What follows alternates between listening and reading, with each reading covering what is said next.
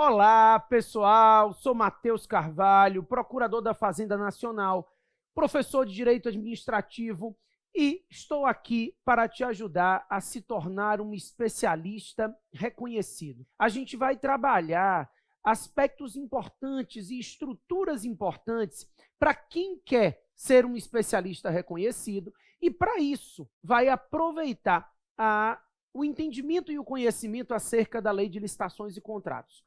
Nós vamos falar um pouquinho sobre mecanismos utilizados na Lei 8666, que, embora em fase de extinção, ainda está vigente, vigorando e sendo aplicada na maioria dos contratos que atualmente foram celebrados.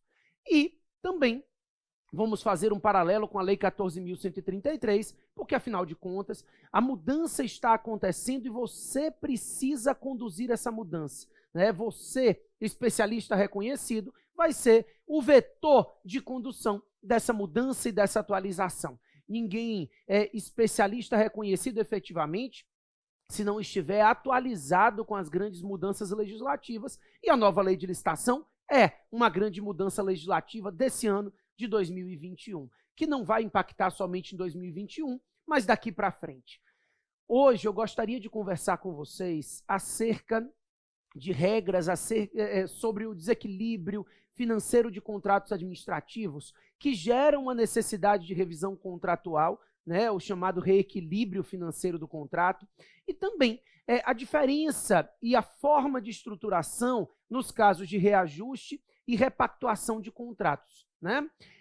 Pessoal, quando a gente conversa sobre o tema, uma pessoa que não consegue entender diferenças entre reajuste, repactuação, reequilíbrio, os momentos em que haverá o direito a esse reequilíbrio por uma empresa, ele não vai se localizar no âmbito profissional como um especialista reconhecido.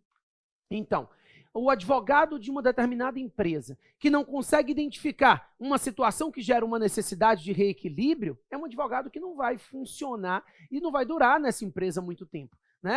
É importante que esse advogado consiga enxergar para orientar essa empresa a requerer a revisão contratual perante a administração pública. Nós temos muito poucos especialistas reconhecidos na área jurídica voltados para o direito administrativo e, mais especificamente, para licitações e contratos. Por isso, se você for especialista e for reconhecido nessa área, existe um mercado muito grande a ser explorado. Então, imagine uma determinada empresa que venceu um procedimento licitatório para fornecer alimentação em hospitais públicos ou até mesmo em escolas públicas de determinado estado. E aí, diante de uma geada que ocorreu naquele ano, houve um aumento muito grande dos produtos produzidos por essa empresa, ou diante de uma inflação específica em relação a determinado insumo daquele produto, a empresa vem sofrendo aí um déficit de 50%, 60% comparado com o custo originário dela no momento do procedimento licitatório. Então, é o momento de você, advogado, mostrar a essa empresa que esse risco não é assumido por ela nos contratos, que a princípio, nessas contratações, esse risco é assumido pelo Estado. E por isso, você pode requerer perante o Estado a revisão contratual ou o reequilíbrio contratual em razão do desequilíbrio causado por uma situação fortuita, por uma situação inesperada. Então, você que precisa conhecer a lei anterior e a nova lei de contratos administrativos, Na nova lei a gente teve algumas mudanças super interessantes, a gente vai falar um pouquinho sobre isso, mas desde a lei anterior, você precisa demonstrar para essa empresa que o direito à revisão contratual se embasa no que a gente chama de teoria da imprevisão.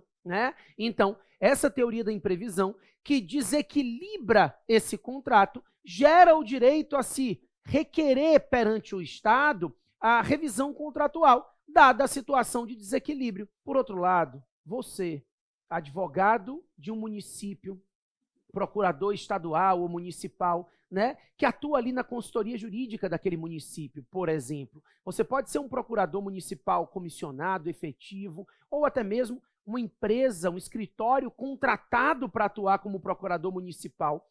E você vai precisar orientar o seu gestor se efetivamente ali houve um desequilíbrio que é de responsabilidade do Estado. Claro, é importante que você não confunda as situações de desequilíbrio com situações rotineiras de mera repactuação, né? Mas também é importante que você consiga orientar esse gestor público no sentido de conceder a revisão contratual nas situações em que esse desequilíbrio for comprovado.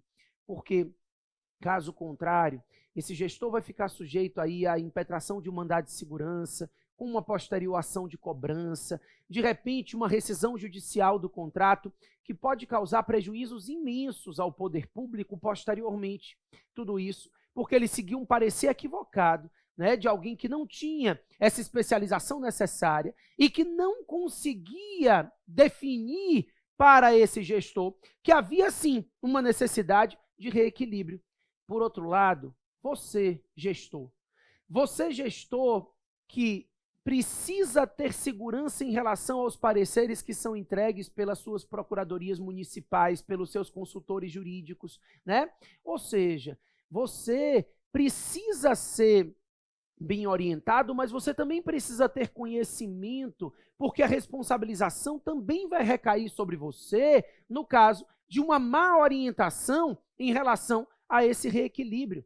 Aqui a gente está falando de dinheiro público, e o dinheiro público ele sempre gera problemas muito sérios nas hipóteses de má utilização, malversação, dolosa ou não, né? Então você, gestor, que quer manter a credibilidade da sua atividade, precisa tomar cuidado em relação a essa situação, né? Então, a gente consegue enxergar aqui um nicho de trabalho que vai atingir os advogados das empresas privadas.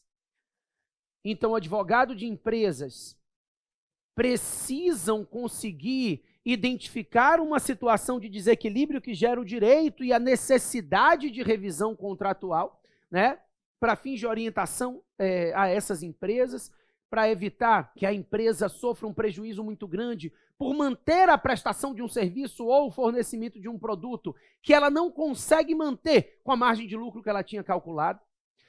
Ao mesmo tempo, você, procurador municipal, né? E quando eu falo de procurador municipal, isso abrange aqueles que são contratados pelos municípios como escritórios, né?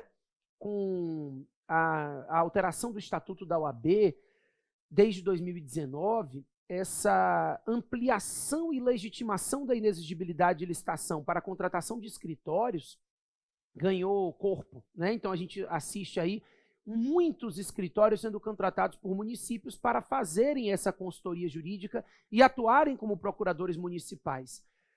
Além daqueles municípios que têm quadro próprio de procuradores efetivos e daqueles que nomeiam comissionados. Então, hoje, o gestor público, ele não quer um parente, um amigo ali na procuradoria, não. Ele quer alguém que dê respaldo a ele para essas contratações, que dê respaldo para evitar uma responsabilização de ambos em razão de desconhecimento. Então, esse procurador municipal precisa entender como fazer um parecer embasando e justificando a possibilidade de reequilíbrio e revisão do contrato. E você, que é gestor público, seja porque atua no setor de licitações e contratos, seja porque é um servidor efetivo que atua na contratação, você precisa também desse conhecimento para respaldar os atos que você vai praticar, sob pena de se responsabilizar por eventuais equívocos com o dinheiro público, né? Então, isso gera um descuido em relação a esse reequilíbrio, gera um desconforto de forma ampla, tanto para a administração pública quanto para os particulares. E é por isso, pessoal, que é tão importante você se portar no mercado como um especialista reconhecido, seja para ser designado ali num DAS como gestor naquela área, seja para que você se torne um advogado de uma grande empresa que gosta de participar de licitações, porque agora, com a nova lei, principalmente a partir de agora, haverá muitas empresas especializadas nesse ramo, já que se nacionalizam os procedimentos licitatórios de todos os entes, seja o escritório que quer atuar ali no âmbito dos municípios, como consultor jurídico, como procurador municipal. Então, essa colocação no mercado como especialista reconhecido é fundamental. E para isso, pessoal, você precisa entender a forma de atuação. Aí nós temos grandes problemas desde a 8666 e que vem se tentando resolver com a Lei 14.133 no que tange a esse regramento de apostilamento, a esse regramento de aditivo contratual para fins de reequilíbrio. Então, o que acontece? A legislação, a 8666, ela não fazia diferenciação expressa entre reajuste e repactuação de contratos. A revisão contratual, né, que é o chamado reequilíbrio, a gente já está acostumado e já vai conversar sobre ela também. Mas a nova lei, ela já ajuda a fazer essa diferenciação entre reajuste e repactuação de forma expressa, né? Por quê? Vamos por partes. Imagine que uma empresa faz um questionamento no âmbito do seu município de necessidade de reequilíbrio do contrato em razão da alteração do salário mínimo. A gente teve esse exemplo aqui na Procuradoria Federal da Fazenda Nacional, né, mas no âmbito federal há algum tempo, pouco tempo, em que uma empresa tinha firmado um contrato com a administração. Depois, não nessa aula, mas a gente vai entender que nem sempre essas situações fortuitas ficarão a cargo do Estado, porque a Lei 14.133 prevê que o contrato pode estabelecer uma matriz de alocação de riscos, né, dividindo esses riscos entre o Estado e o contratado. Mas isso é um tema para um outro momento. O que eu quero, voltando aqui para o meu raciocínio, dizer é que um contrato foi firmado com uma determinada empresa que ofereceu uma proposta específica para fornecimento de um determinado serviço com dedicação exclusiva de mão de obra. Vamos dar um exemplo, vigilância. Eu não tenho certeza se o caso que eu estou lhe trazendo aqui era de vigilância mesmo, mas vai dar no mesmo. Então, imagine aí um serviço de vigilância. A questão é que a proposta foi apresentada com base no piso salarial da categoria, e esse contrato previa o direito à repactuação sempre que houvesse uma alteração desse piso salarial em razão da convenção coletiva de trabalho. Preste atenção que essa repactuação ela se dá como tal diante da previsibilidade. Aqui não há uma situação imprevisível, inesperada, ele não quer um reequilíbrio do contrato, é previsível o aumento remuneratório dos empregados que atuam naquela área. Então, diante da previsibilidade, a gente está tratando de uma situação de repactuação e não de reequilíbrio, né? Essa é uma diferença inicial que todo especialista reconhecido precisa entender quando for analisar reajuste, repactuação e revisão.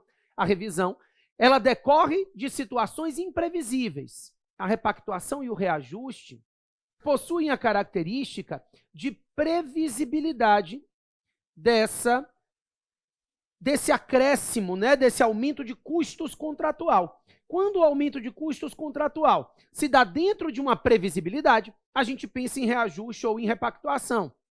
Mas voltando ao meu tema, a previsibilidade ela vai justificar as hipóteses de reajuste e de repactuação. Então, essa empresa, ao prever a contratação de serviço de vigilância, já tinha previsível no contrato o direito à repactuação, quando o aumento remuneratório, né, o reajuste remuneratório desses empregados se desse com base na convenção coletiva de trabalho. Então, uma alteração do piso salarial geraria esse direito à repactuação. Porque, olha, em grossas linhas, não vai dar para desenvolver isso aqui nesse momento, mas o reajuste ocorre quando a gente estiver tratando de custos de insumos, material, e a repactuação diz respeito a custos de mão de obra.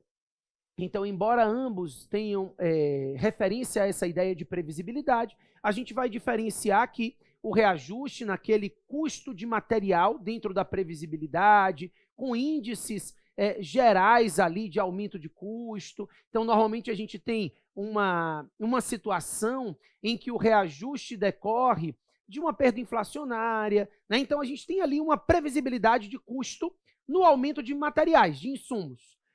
Na repactuação, a previsibilidade do custo diz respeito à alteração remuneratória, mão de obra. Então, normalmente, essa repactuação é cabível nos serviços, na prestação de serviços com dedicação exclusiva de mão de obra, como a gente costuma chamar. Nesse caso, essa empresa, então, teria o direito à repactuação anual, né, porque tem esse interregno de 1 ano exigido para reajuste e repactuação, teria direito a essa repactuação anual em razão da alteração ali remuneratória dos servidores, da mudança do piso salarial dos empregados daquela empresa. Ocorre que, olha que coisa interessante que aconteceu. O piso salarial perdeu para o salário mínimo. Então, um exemplo hipotético, porque eu não vou me lembrar de números exatos. Imagine que o piso salarial da categoria era R$1.000, quando o salário mínimo era 800. Então, a convenção coletiva de trabalho tinha criado um piso de R$1.000. O problema é que essa convenção coletiva ficou parada. Passou 1 ano, não atualizaram, o salário mínimo passou para 900. Passou mais 1 ano, o salário mínimo chegou em 1.000. No ano seguinte, a convenção coletiva continuou sem atualização e o salário mínimo chegou em R$1.100. Ou seja, embora não tenha ocorrido a situação prevista no contrato de alteração do piso salarial pela convenção coletiva de trabalho, como o aumento anual do salário mínimo continuou acontecendo e a convenção coletiva de trabalho daquela categoria ficou paralisada, muitas vezes um sindicato inoperante, né? O que aconteceu é que a empresa agora vai ter que pagar aos empregados que atuam como vigilantes R$1.100. Por quê? Porque ninguém pode receber abaixo de um salário mínimo. Então, o piso salarial da categoria foi superado pelo salário mínimo. E aí, essa empresa, então, veio perante a administração pública requerer o reequilíbrio do contrato, a revisão contratual.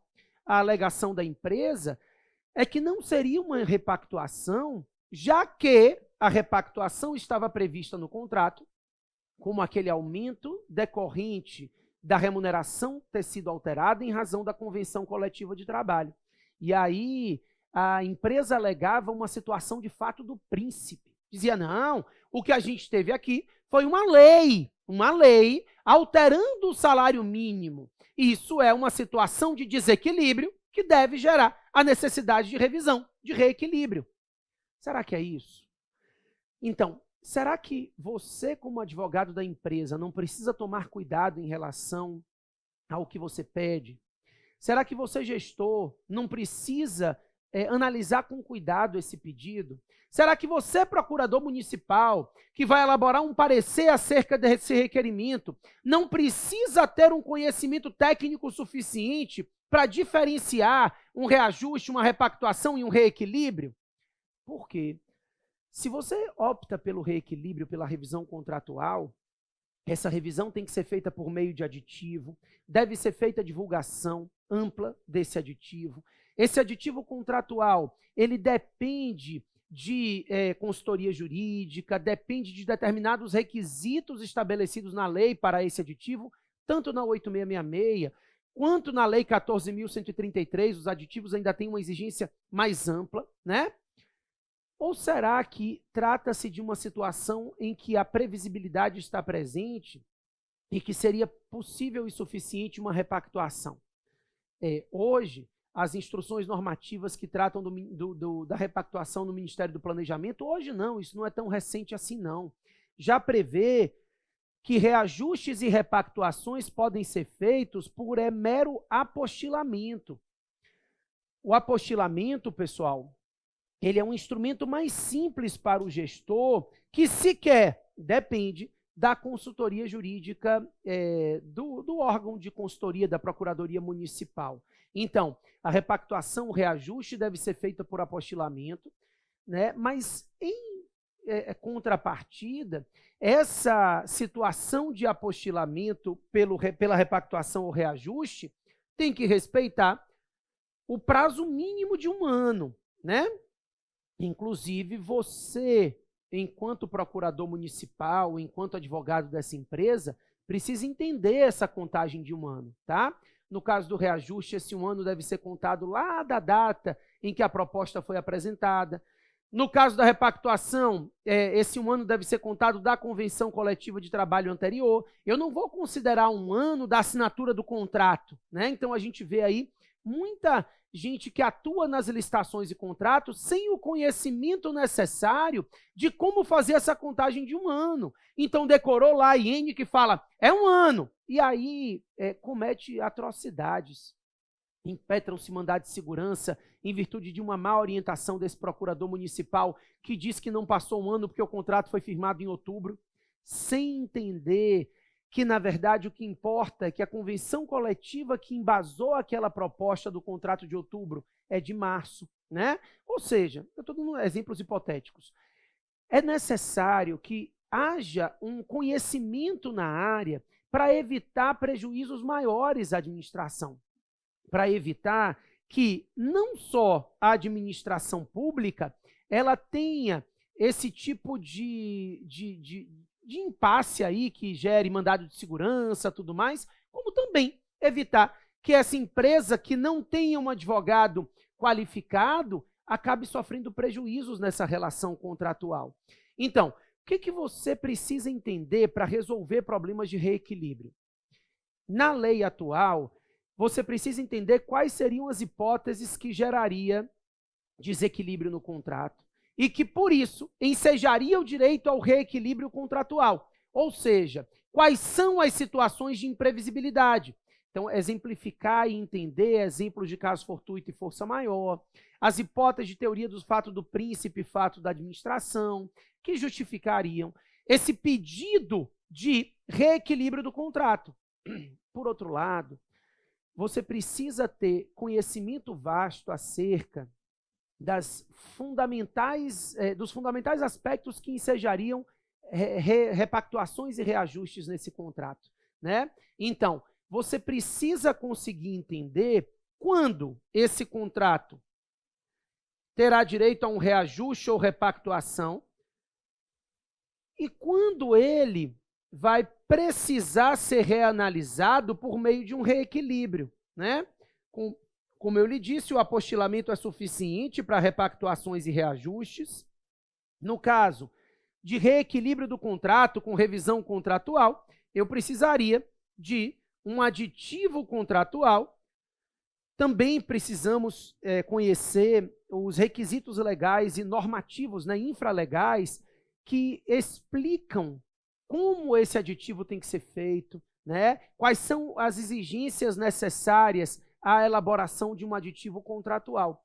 Um aditivo de preço, que muitas vezes pode ensejar um aditivo de prazo ou não, né? Então, esse aditivo, para cada uma das cláusulas, precisa ser bem estruturado. Então, preste atenção que, no caso que eu estava tratando com vocês, muito embora a convenção coletiva de trabalho não tenha sido a base da alteração remuneratória desses empregados, o aumento do salário mínimo se encontra dentro de uma previsibilidade. Então, o fato de não ter sido feita a convenção coletiva de trabalho, o dissídio coletivo não ter prosperado, não retira a previsibilidade do aumento remuneratório anual daqueles empregados. Eu sei que o que se imaginava naquele caso era uma situação de aumento da remuneração dos empregados e alteração do valor pago à empresa em razão da convenção coletiva de trabalho. O fato, no entanto, dessa convenção coletiva de trabalho ter ficado inerte e esse aumento remuneratório, repito, previsível, ter ocorrido mediante lei, não gera o direito a um reequilíbrio, né? Então, a gente precisa tomar bastante cuidado em relação a esses detalhes. Para que você considere a necessidade de reequilíbrio, você precisa embasar isso ou num prejuízo causado pelo Estado ou numa situação em que a previsibilidade se esgota, ou seja, numa situação em que eu não tenho sequer como esperar um ano, porque houve um fato imprevisível que está impedindo que a empresa consiga continuar a executar os seus contratos. Eu estou impedindo que essa empresa consiga atuar. Aí você vai dizer assim, mas eu não tenho tempo de ficar estudando sobre isso agora, diante de tanta novidade que eu tenho que trabalhar. Já imaginou o tempo que você gasta analisando um reequilíbrio e um reajuste, uma repactuação, porque você não teve tempo de entender como é que ele funciona? Então, essa ideia de não ter tempo, não ter dinheiro, ela é muito complicada. Você muitas vezes pensa que está economizando tempo e dinheiro quando você está jogando fora o seu tempo a cada repactuação ou a cada reequilíbrio que você faz de forma equivocada. A cada análise de repactuação e reequilíbrio que você não consegue detectar o fator que ensejou ele, você vai gastar muito mais tempo. E dependendo do equívoco que você cometa, a gente não tem nem como imaginar a quantidade de dinheiro que pode ser desperdiçado, tanto da empresa quanto dinheiro público, dependendo de onde venha esse equívoco, né? Então, você, advogado, que imagina que não tem tempo ou não tem dinheiro, não imagina o prejuízo que pode gerar a sua empresa se não fizer o pedido de reequilíbrio contratual no momento que ele é cabível, ou se não deixar de fazer o pedido de reequilíbrio e fizer a repactuação quando não for o caso de reequilíbrio. Porque a administração vai negar o reequilíbrio da empresa, você vai impetrar um mandado de segurança, vai perder, porque não há direito a reequilíbrio, e daqui que se verifique o direito de repactuação, já precluiu um ano anterior, por exemplo, de repactuação. O prejuízo causado a essa empresa e o tempo gasto com isso vai ser muito maior do que o tempo e o custo de entender e aprender essa estruturação do reequilíbrio e da repactuação, né? Então, você precisa ter esse conhecimento detalhado para que você traga uma solução rápida e barata para a empresa que você atua como advogado. Imagine, por outro lado, você, advogado público ou gestor, que se depara com um caso similar àquele que eu te disse e que você resolveria em 20 minutos, que foi o que a gente fez aqui ao longo dessa aula, e você passa 3, 4, 5 dias procurando pareceres similares e não encontra, porque a maioria desses casos de reequilíbrio são muito individuais mesmo, são aspectos que você não encontra similitude com outros casos. Então, você vai pesquisar, né, TCU, vai pesquisar TCE, vai pesquisar exemplos em pareceres de minutas padronizadas e não vai encontrar nada. Então, muitas vezes você vai perder um tempo imenso para resolver um parecer de um processo que não seria tão difícil. Muitas vezes você vai gerar um custo para a administração pública muito maior, porque você vai aceitar um pedido de reequilíbrio mal feito, por exemplo, gerando necessidade de aditivo contratual. Então, é importante que você entenda como o conhecimento ele acaba gerando uma economia de custo, uma economia de tempo, e quanto é importante você parar para se capacitar, para você se tornar um especialista reconhecido e para que você gere resultados positivos, seja para a empresa, seja para o órgão público que você assessora. Resultados positivos, eles impactam positivamente na sua carreira. É uma bola de neve, né? Você começa a gerar resultados positivos e você começa cada vez mais a ser reconhecido e ser demandado para gerar novos resultados positivos. Fiquem com Deus. Me procure no Instagram, @MatheusCarvalhoProf, quem não estiver assistindo isso aqui pelo Instagram. Obrigado, pessoal.